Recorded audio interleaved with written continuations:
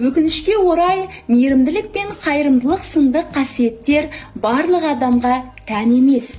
Өкінішке орай тіркесі қазақ тілінің қолданысында жиі кездеседі және болған оқиғаның өкінішті екенін білдіреді.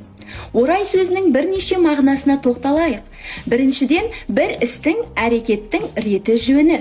Екіншіден, белгілі бір жағдайға сай, соған лайық, сол бағытпен деген мағыналық сипаты бар сөз. Яғни орай септеулігі өкінішке емес, қуанышқа, сәті түсіп орайы келген жағдайға, оңды шаруаға, жақсы басталған немесе нәтижелі біткен іске қатысты қолданылады. Сол себепті қуанышты орайлы іске қатысты қуанышқа орай, ал өкіндіретін іске байланысты өкінішке қарай деп қолданған дұрыс. Онда дұрысы өкінішке қарай мейірімділік пен қайырымдылық сынды қасиеттер барлық адамға тән емес.